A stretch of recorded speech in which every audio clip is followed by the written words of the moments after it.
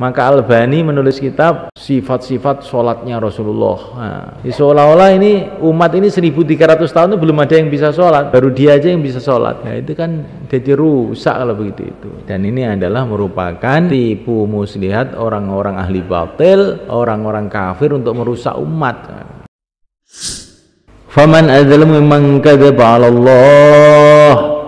Faman, maka siapakah adzlamu yang lebih zalim mimman daripada orang kadzaba yang dia membikin kebohongan 'ala Allah atas nama Allah.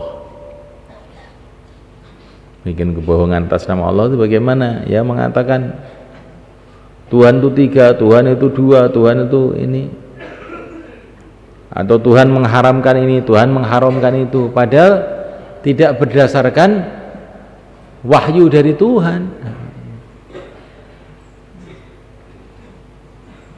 Dibikin kebohongan atas nama Allah.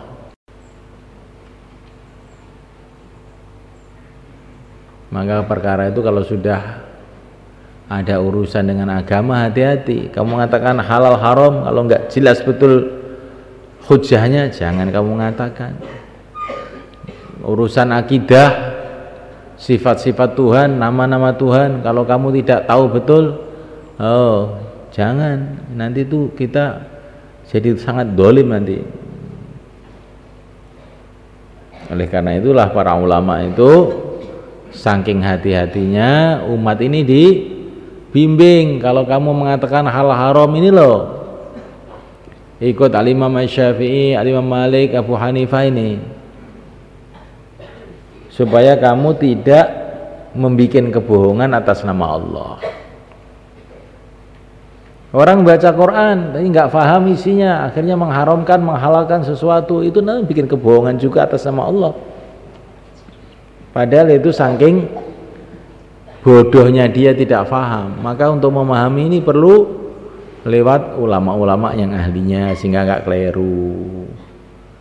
Begitu juga urusan akidah, kita mengikuti ulama-ulama yang ahlinya. Yang paling terkenal ya Abul Hasan Asy'ari, Abu Mansur Al-Maturidi, dan murid-muridnya tokoh-tokoh ahli sunnah itu. Supaya apa? Kita tidak berkata mengenai Allah kecuali perkara yang hak.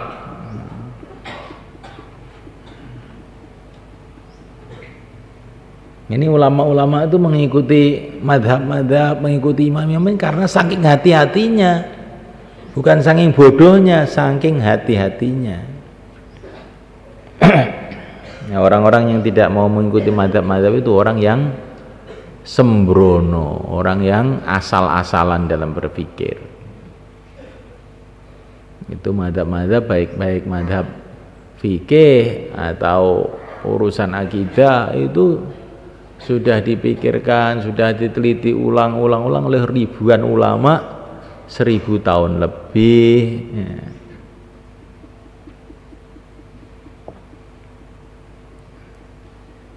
Ringkasnya ajaran agama itu sudah tuntas selesai, tinggal mempelajari, mengamalkan, mendakwahkan. Ajaran agama ini sudah selesai dibahas komplit, tinggal mempelajari, mengamalkan, memperjuangkan.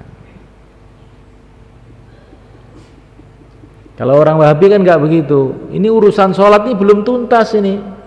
Maka Albani menulis kitab sifat-sifat sholatnya Rasulullah. Nah, seolah-olah ini umat ini 1300 tahun itu belum ada yang bisa sholat, baru dia aja yang bisa sholat. Nah, itu kan jadi rusak kalau begitu itu. Dan ini adalah merupakan tipu muslihat orang-orang ahli batil, orang-orang kafir untuk merusak umat. Kelihatannya memperbaiki tapi hakikatnya merusak.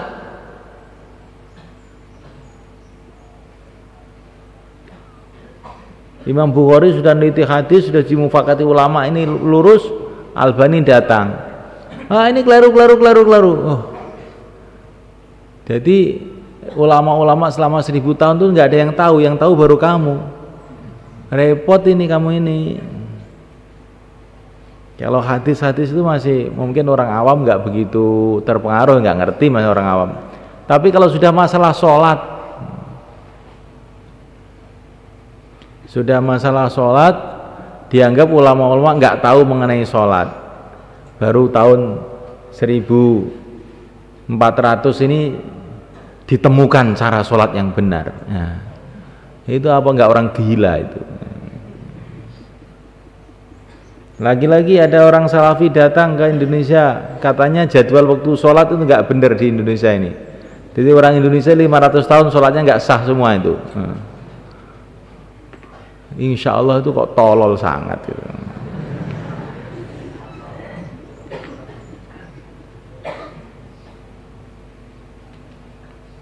Jangan, pokoknya perkara itu kalau baru begitu sudah yang tidak dikenal oleh ulama-ulama dulu semesti salah. Walaupun kita belum tahu permasalahannya, pokoknya ulama-ulama dulu kok nggak punya pendapat begitu, ya semesti salah. Ya semesti salah.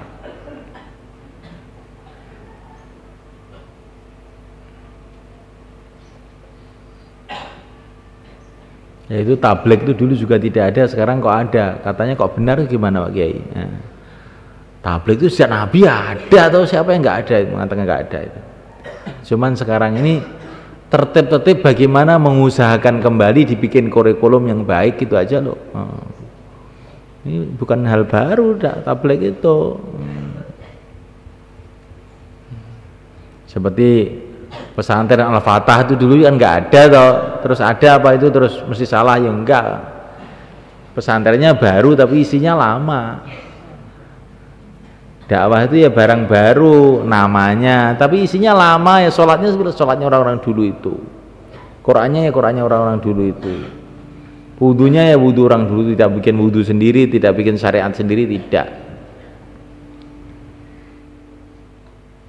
Tapi karena ghaflahnya umat ini betul-betul dalam kelalaian, untuk ngamalkan agama langsung itu berat, maka dilatih 2,5 jam, 3 hari, 40 hari, 4 bulan untuk latihan. Nah, latihan amal. Di zaman Nabi nggak ada orang belajar tajwid. Memang orang Arab semua asli. Tajwidnya itu sudah mulai bayi sudah merasuk di lidahnya masing-masing.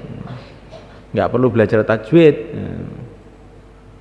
Seperti orang Jawa yang asli nggak perlu belajar paromo sastro, bahasa Jawa nggak perlu, mulai lahir sudah ngerti dari ayahnya dan ibunya. Nah, itu contohnya itu.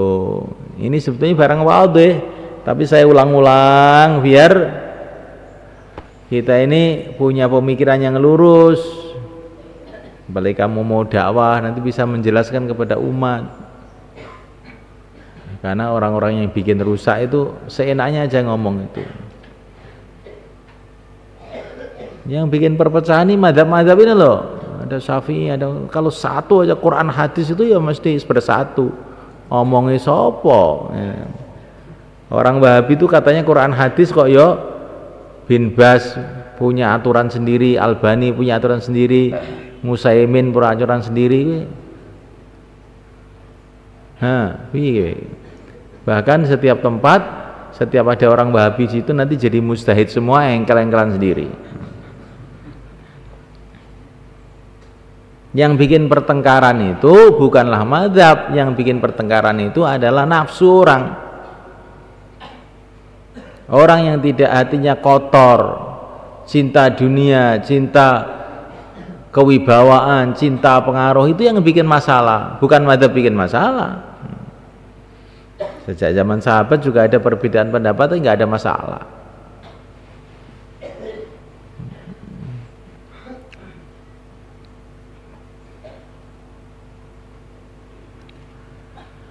Wa kadzdzaba bisidqi, dan dia membawakan bisidqi dengan kebenaran, yaitu Quran. Dia membuat kebohongan atas nama Allah dan ketika datang kebenarannya itu Quran dibohongkan, di ngarang dhewe, bosa ning barang si bener malah ditolak. Itu jauh ketika sudah datang kepadanya. Lah orang yang begitu itu alaisa fi jahannam mathwal lil kafirin, apakah tidak ada dalam neraka jahanam tempat bagi orang-orang kafir. Jadi ini kata-katanya indah sekali itu. Orang yang membuat kebohongan atas nama Allah dan membohongkan kebenaran yang telah datang, apakah tidak ada tempat bagi orang kafir di neraka itu? Maksudnya mereka ini adalah orang-orang kafir, tempatnya di neraka. Tapi susunannya itu indah banget. Apa di neraka tidak ada tempat bagi orang kafir? Seperti seorang ustadz marah sama muridnya, jangan ngantuk saja, kamu kira saya nggak bisa mukul kepala kamu? Maksudnya saya akan memukul, tapi kamu kira saya tidak bisa mukul kepala kamu ya? Maksudnya itu ancaman. Tapi kalau santri bodoh, saya kira tidak bisa Pak Kiai mukul saya. Oh ya, saya coba nanti.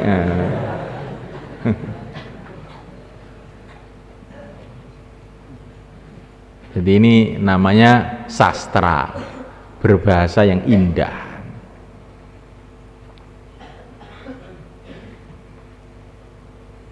Maling-maling jangan terus maling, tobat. Masih banyak tempat di penjara Magetan sana. Katanya polisi. Maka maling itu ada yang bodoh sangat, nggak ngerti bahasa. Nah, tempatnya berapa orang untuk tempat itu? Nah, ini ancaman kok tanya berapa tempatnya. Insya Allah untuk kamu masih cukup gitu. Jadi ini bahasa itu penting. Jadi ini pertanyaan, tapi yang dimaksud adalah ancaman. Istifham litahdid, tanya tapi untuk mengancam. Ini masuk susunan bahasa Arab ini, dan dalam bahasa Indonesia pun juga ada, bahasa Jawa juga ada. Ya kalau orang memahami susunan dengan letterlock kan ya repot memahami. Apakah tidak ada tempat bagi orang kafir di jahanam? Oh ada. Bukan untuk dijawab ini. Ini bukan untuk dijawab. Tapi ini ancaman, bukan untuk dijawab.